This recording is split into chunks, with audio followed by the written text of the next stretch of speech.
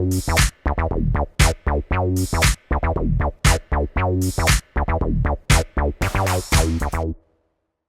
there and welcome to Bustthenet. On today's show, we've got another tactic for you. It's Ironhide, my 4-1-4-1 system.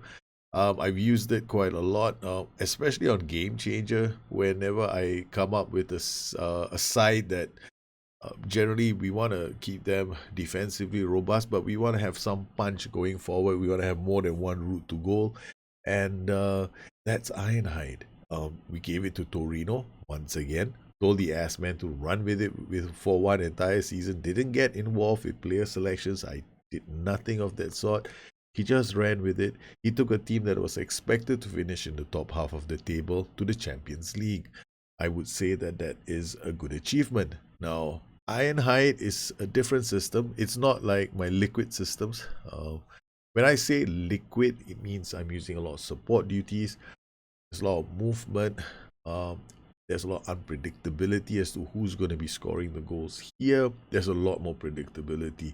You kind of know who's going to be your scorers.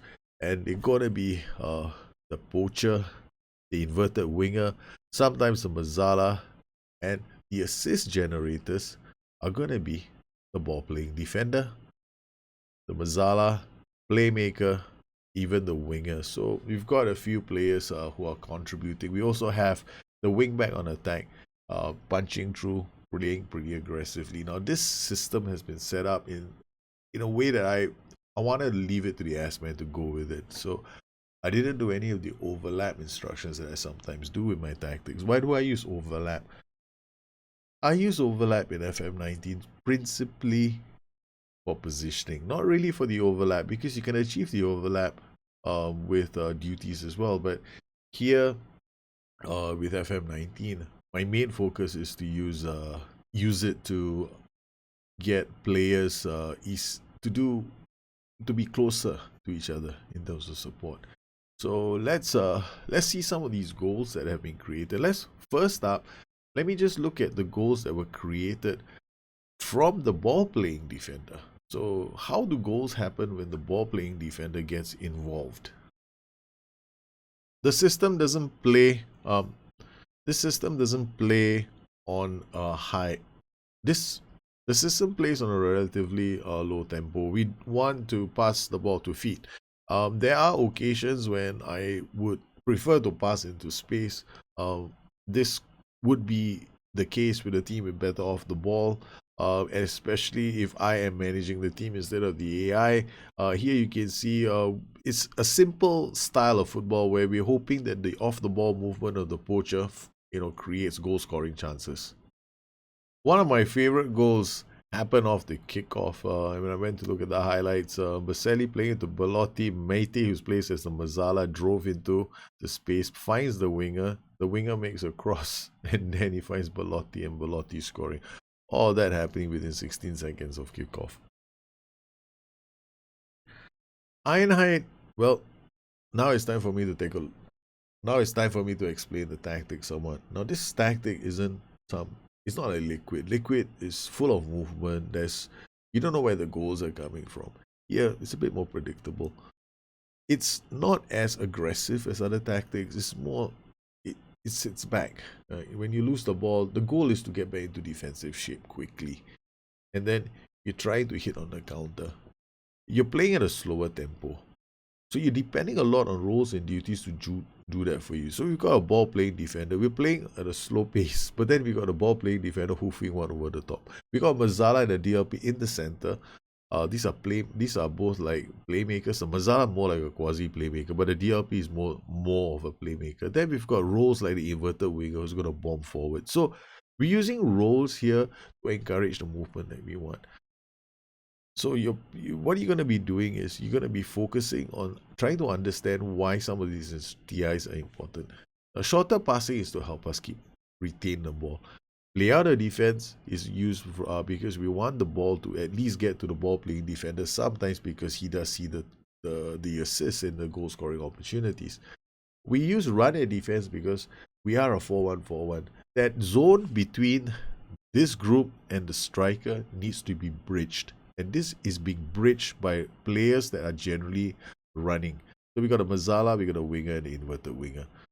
We want to work ball into box. Although here, this is not necessary. Why? If you're a good team, work ball into box makes a lot of sense. You're pushing up the pitch, you're going to control the area. Sometimes you can use pass into space and hit early crosses because you have the players to. The roles and duties are already set up for you to play two different styles of football. So you could go hit into space, pass into space and hit early crosses, which will benefit this guy to come in to score goals. These two will pair up because they're high up the pitch. Then you'd also want to think about your tempo, changing your tempo, maybe to a slightly higher tempo if you want to do something like that. In transition, it's really simple. We want to leave decision making to the goalkeeper. I'm a huge fan of this in FM19. In FM18, I was telling my goalkeeper exactly what to do. But now in FM19, with provincial goalkeeper distribution being a pain in the ass, sometimes you want a keeper to do all that for you. What about the defensive line? Now, defensive line is situational, depends on your own players.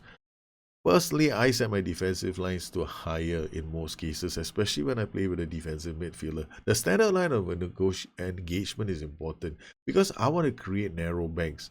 Now, if I were to lower that defensive line, which is very doable because it's against tougher sides, because the AI manager who took over isn't me.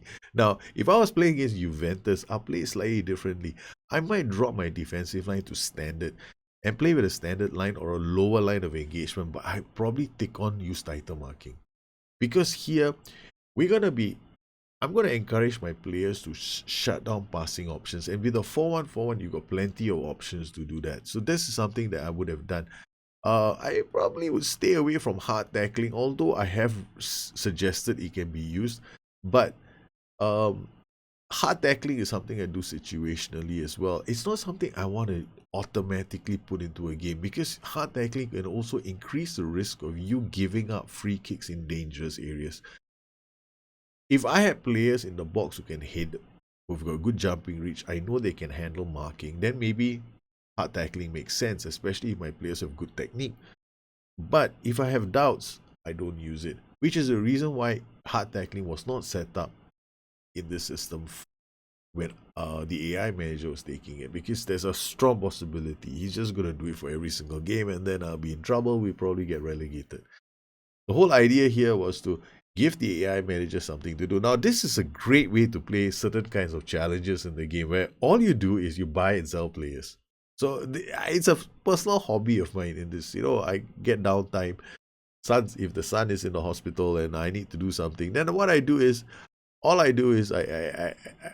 don't have time to actually do anything, right? So I create a tactic, I give it to the S-man, I go, you do all the shit, I'm just going to go and look after my kids. And then when you come back, you tell me how you did. I'll fire ass if you're a bad manager. So this is something that I do. Okay, so fairly narrow because we want to keep the ball. Fairly narrow, the width is more putting players closer together, right? So they don't lose the ball. Now, sometimes you find that you play against narrow systems. If you're playing against a narrow system and you're fairly narrow, I think that's not a good idea, right? Because everything's too congested. So this is situational. I don't understand why people don't change their width. Right? I go into a match, I see a narrow system, I go, oh, holy, I'm going a bit wide now because you're too narrow. So these are situational shouts that you might want to think about.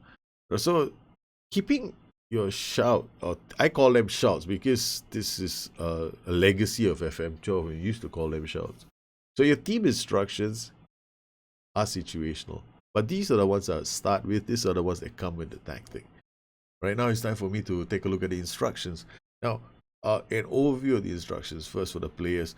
I want to create a pressing trap here. So when the opposing teams bring the ball here, I want these two guys to close down. I want this guy to close down on the flanks as well. But I also need him to come back and help to shut down passing lanes. It's very hard to get that right with an inverted winger. So sometimes I do recommend not using one of the instructions that I have on him, which is mark tighter. I like to use mark tighter if I want to sit a bit deeper and I want to shut down passing lanes. So this guy's got mark tighter, close down more, tackle harder. He only has tackle harder. This guy's on close down more, tackle harder. Now, dribble less and shoot less often. This is very situational. Now, this is really, you have to look at your own player. right? In this particular case, I give it to Mete because I was thinking to myself, he's not very good at scoring goals, so might as well not ask him to shoot so much.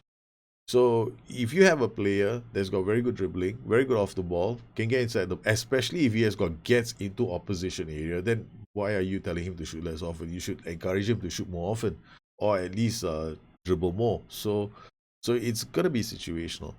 Now the wing on support left hand, Bob basic, close down more tackle hard on the flanks. Now what about the guys at the back? The guys at the back, what I really need them to do is keep the ball, right? Work the ball up. The only person who has license to do anything crazy is the ball playing defender, because he is a ball playing defender. If I really wanted to work it through this tier right up to the two quasi playmaker and the playmaker, then I probably turn into a central defender on defend. Instead, we have got ball playing defender, we got central defender, we got fullback support. He's been told to sit narrower. Why? Sit narrower so that he is closer to the midfielders. They tend to pass inside. And then we got wingback on attack on the left flank, taking fewer risks and shooting less often. Shoot less often is not really necessary, but sometimes I find that my wingbacks, they tend to drive into the box. And when they do drive into the box, it's very situational. But both of them have scored goals doing that. So I left it alone. So maybe he scored better goals with shoot less often. I don't know. Okay, so what about the poacher up top? Close armor. That's all he's got. So he's got a very simple setup. What kind of attributes are you looking for? Now, it all depends on your team, right? So here, inverted wingers, you want acceleration, you want first touch, you want composure, you want balance, you want them with off the ball, finishing and composure. So these guys have to come in. Mazala on attack, you really want flair. Okay, passing vision, decisions off the ball. Don't go in there. And I always recommend you get somebody who's got bravery and determination for all four of these positions, because you do want them to snap at people and try and win the ball occasionally. Wing on support, off the ball is important. Passing, crossing. He's got to be able to do all of that. But we've got this guy called Berenga. He does okay inside inside the Serie A. He's not okay. His ratings are not that bad. Then if you want a wingback on attack who's got acceleration and gets forward, they use this guy. Asman used him. I'm surprised that this team didn't lose more games. So I was like, holy shit. So they have used other players before. I've seen Ansaldi being used. I've seen Moretti being used. But the moment I asked the Asman to choose, he went Ola Aina. I went, okay, thank you very much. We may never qualify for Europe, but they did okay. So these your fullbacks. You generally want them to have acceleration. You want them to be able to cross the ball. You want them to have decent positioning, tackling. Oh, the interesting thing is both these fullbacks get forward wherever possible. So I really have to go through every single game. Chances are there were a lot of matches where these two guys were probably not in a position to help the team defend, which explains why they lost possession quite often.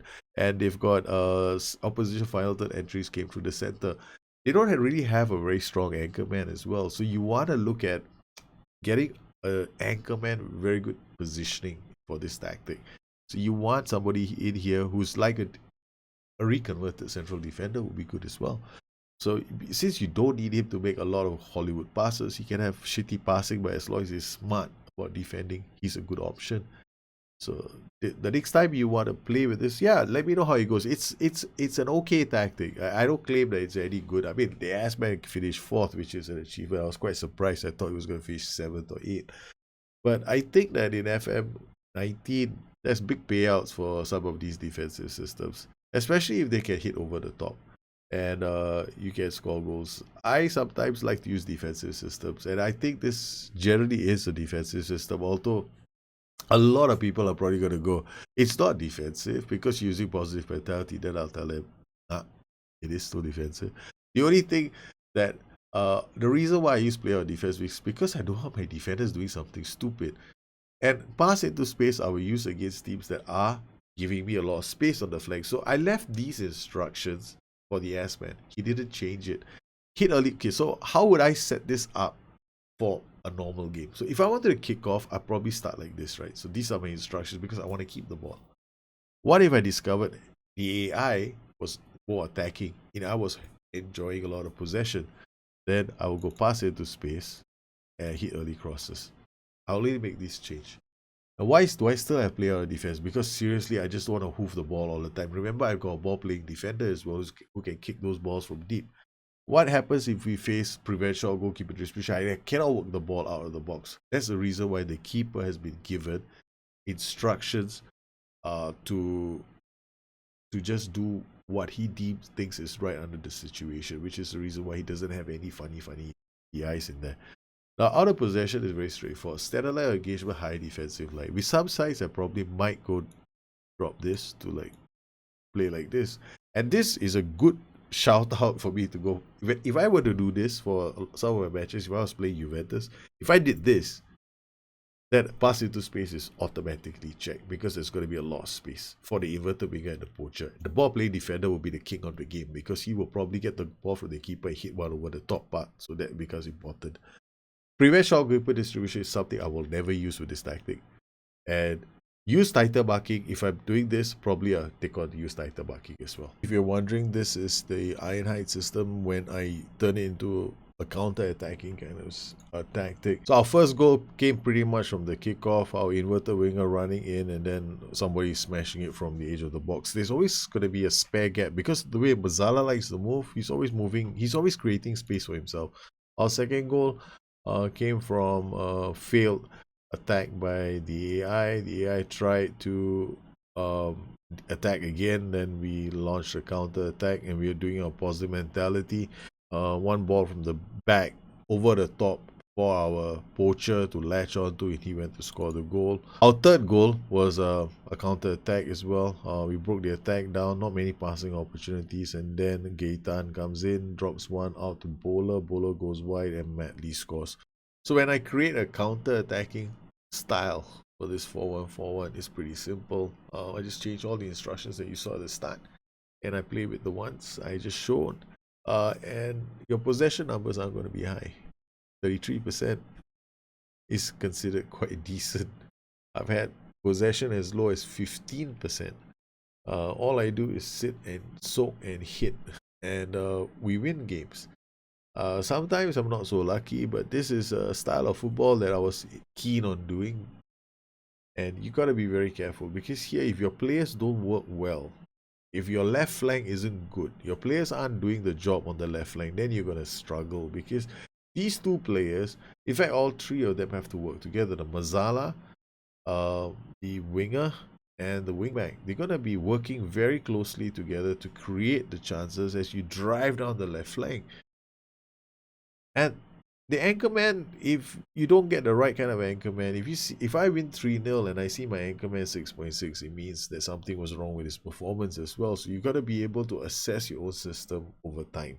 Well, I hope you enjoyed this edition of Quick Tactics, and you found the Ironhide system interesting. I'm not saying that this is a damn bloody good tactic, but I'm having a lot of fun with it, and I hope you do too. Links to the tactic are actually below. If you're interested in downloading the tactic and using it, please let me know how it comes along. And please use it as a template for something that you might want to create for yourself moving forward. Well, I hope you enjoyed today's show. If you have any questions, please look me up on Twitter at Bustthenet or addicted to FM.com, my website. Once again, I want to thank all my patrons for their continued support on this channel. You make this show possible for the rest of the community. You guys take care. Have a good one. I'll see you again soon.